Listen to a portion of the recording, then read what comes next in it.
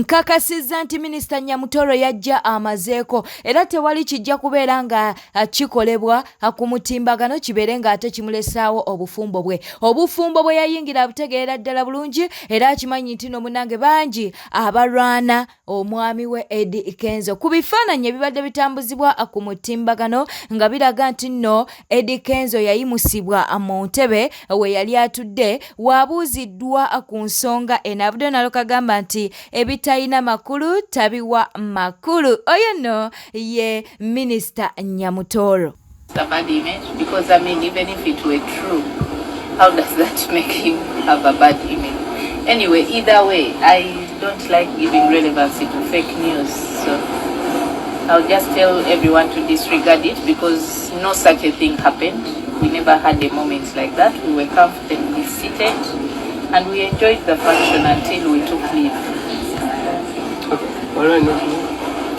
Bwe tweyongerayo bangi muyinza okuba nga temwagenderedde Honorable ono atwogera ku Honorable ki Ofono Opondo ye yaganye okukwata Bayibuli yaganye n'okukwata Quran okitegeera era yawanise buwanisi mukono gwe n'abeera nga ate munnange akuba ebirayiro naye ate tugenda kubeera nga tukuteerako akatambi kano kino kikolebwa wano ku Newspark Channel mukwano oyinza okuba nga bino tewabigenderedde era ne mukuba nti no alayira teyataddemu kigambo Allah oba God okitegeera njagala mbeere nga nkuwa akatambi kano owulirize bulungi. I, Ofono Opondo Poderi, solemnly affirm that I will be faithful and bear true allegiance to the Republic of Uganda and that I will preserve, protect and defend the Constitution. I, Ofono Opondo Poderi, solemnly affirm that I will give faithful service to this Parliament and support and uphold the Constitution of the Republic of Uganda as by law established. Oyo nno ye Honorable Ofono Opondo ye bw'ate bwe yakubye ebirayiro bye kati akkiririza mu nzikiriza ki tabanga musawo saagala tema mugambo naye katubeere nga ate tweyongerayo mwenna muwandike mu comment section nga mugamba nti Honorable Sewungu Ju okitegeera wadde nga ye Honorable Ofono Opondo ye yaganye okuba nti nakwata Bayibuli oba Quran okitegeera naye ye Honorable Sewungu munnange yazze abakatuliki mumanyi gundi eno gye mukwata siri mukatuliki ndi mu Advent okulaga nti no munnange ate ye akkiririza mu Katonda okitegeera nga woli mu kulabaawo yazze n'essanyu ng'akutte mudalizo mudalizo gwa gomesi sapule sapule I think munnange ng'agikutte bulungi watema dance okitegeera no mukwano kale mugambe nti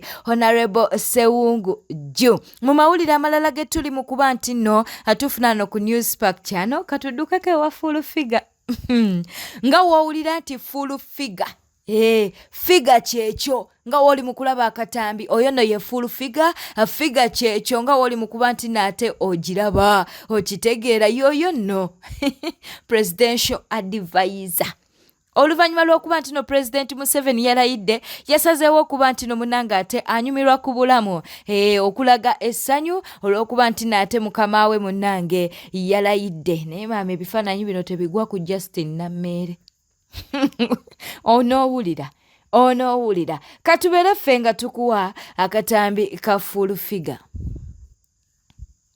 balina ebizibu n'ebyabwe byabalema balowooza okusopinga by'abantu. I'm here enjoying my life. Let me take some muito. That this is called muito. Kabeito malaga kasaba. Befula bakumanyi kati oliwa. Kati ndi watano tolooza ndi Bulaya ndi mu Uganda. Wali na ifomu bitya. Look at the neighborhood. Mami mubira bakumasimu. I'm in Uganda. Still Dubai. Bobi Wine bavuddeyo ne babeera nga ate bamusekerera. Mbu munnange ababaka be baakubye ebirayiro nga basanyufu bazibu, tebeetagana kumanya oba mukama waabwe mwali mu ggwanga, oba mukama waabwe ali atya, oba munnange ebintu birungi. Mbu bo kasita baatuusa ate bagenda okufuna ssente ne babeera nga ne mukama waabwe baamwerabidde akatambi kaakano. Bobi Wine okitegedde nti mwene UP oliyo wekka, ababaka bo bonna bamaze okuba ekirayiro kitegeeza nti bagenda kukolera Museveni. Kati ogwawa watuufu. Kale kineewuunyisizza ababaka b'eni UP basinze okukwata obuddo singa ab'NRM. Bannayuganda muli babi, ababaka b'eni UP muli babi.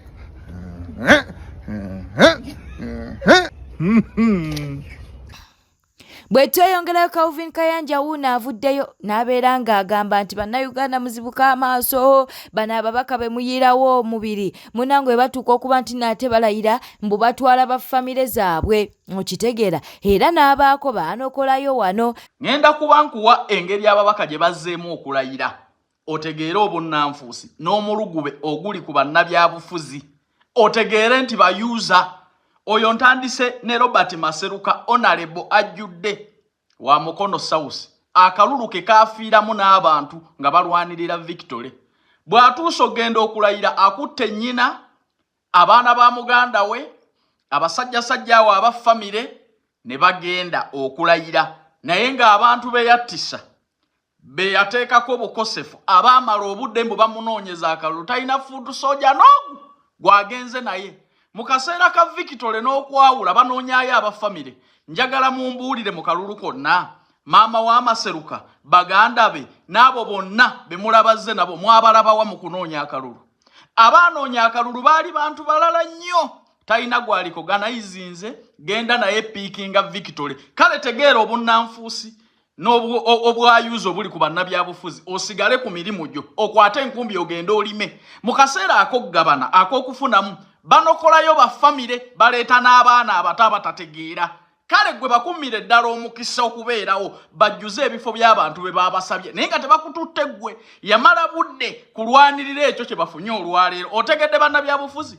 Kati gwe omuvubuka ali eyo genda olime, va ku bannabyabufuzi bayuuza. Ekitalimba kiri eki ekigenda okwanukula n'okutegeera y'enkumbi.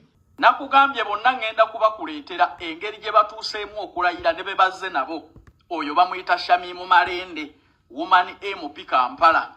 Talina fuutu soja yenna wa Nuupu amuwerekedde okuleka abantu b'abaffamire ye. Nga yabalwanya wano.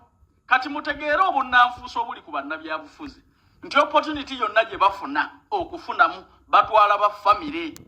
Bw'ataba mwana, bw'ataba bba, atwala famire. Ne bw'aba bakadde bakonzibiddeyo mu byalo babambaza babaleete babeerewo mu nsonga ez'amakulu. Naye nga gwe fuutu soja, gwe yalwana, gwe yafiirwa ebibyo, eyamala obudde bakulese muguluka. Wuuyo mbuulira gwalayira naye ku bamubeererawo. Temwali wano nga mukubendere, temwali wano nga ebifuba byagala obbabuguma, temwali wano nga mufiira ku muntu ani gwazze naye.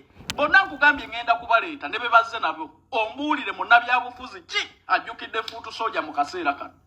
Noonya omulimu okole, genda mu nnimiro olime, va ku bannabyabufuzi bayuuza beenoonyeza byabwe. Opportunities zonna ze bafuna bakulembeza baffamire yaabwe, bataata baabwe, baana baabwe na babba baabwe. Yes, nga woli mukulaba munnange Betty Namboze ye mukulayira yajja n'omwami we kw'ossa n'abantu b'abaffamire. Ate era munnange we tugendako ewa Jose Ennyonyi naye bw'atyo n'ababaka abalala munnange we batyo basazeewo okuba nti ne bakuba ebirayiro nga tebayise ba foot soldier. Kyekyo nekibadde kikayanya Calvin Kayanja naye alinga nga akikoze abadde Honorable Zaake. Nga woli mukulaba bambi akuŋŋaanyiza ndowooza oba akuŋŋaanyiza ababaka abaagwa. Ababaka abaali baagala abaali baagala okukiikirira abantu baabwe mu paalamenti ye baakuŋŋaanyiza nga wooli mu kulaba awo.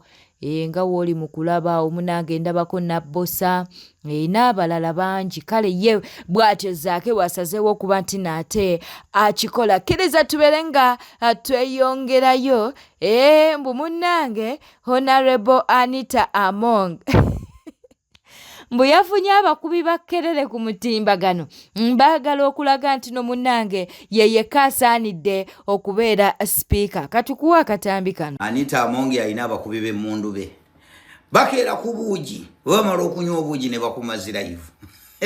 Anita Among akoze bw'ati bane byakoledde Museveni byakoledde NRM era abalala Muhoozi toyinza kola Anita Among byakoledde kitaawe.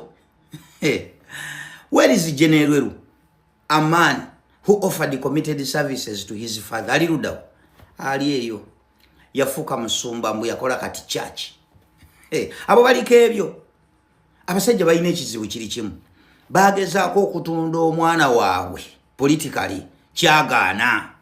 Omanyi Muhoozi alinga bw'olaba embizi yaganja mu Katale international buli wamu basaba embizi naye embizi teyanjula.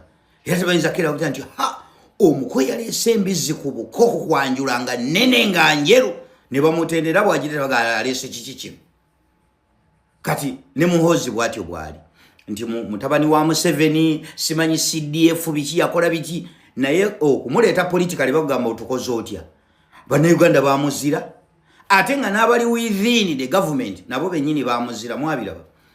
General Tafiire ng'agaana edda ng'agaanye ne mumugaana Kobbo Wai kati bwe kibanga kiganye okumutunda mu mitima gy'abantu agaanye kati katukuliyetinga fear factor through violence and cruelty.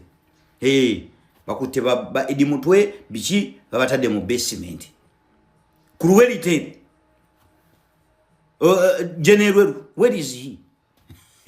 Kakati n'otunuulira speaker, a high-ranking national leader nga yehambulinze before Muhoozi. Kiki abakuliyetinzemu kati fear factor kuba ekyokwetunda mu bantu mitima gy'abantu kyagaana kati kankuliyetinga fear factor.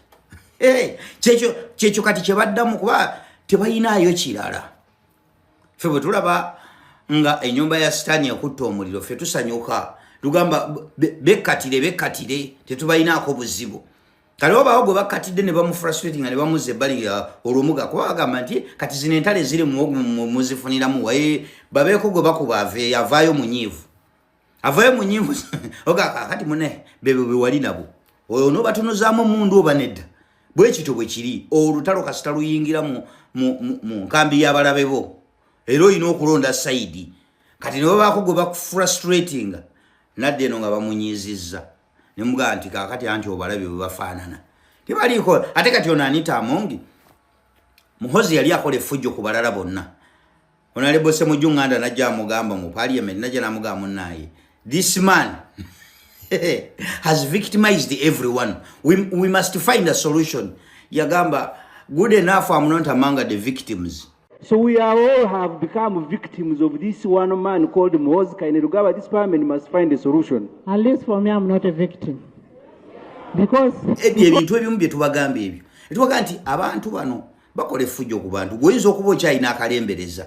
Naye kino kikuba omwetooloolo buli omu kijja kumutuukako. Kati essaawa eno Taani asattira. Hayina abamukubira emmundu bafulufiga bakinaani. Naye nga nkugamba ebigambo bino.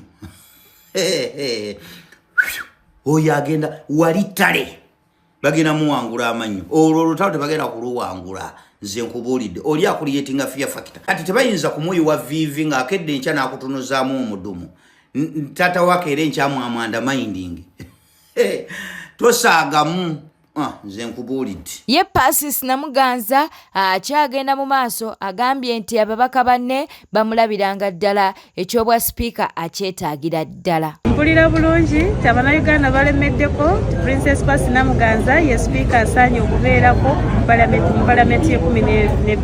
Mwaze nasooka okuvaayo nenyanika obuziina obwa palamenti eno bwekoze obutanyumira Bannayuganda.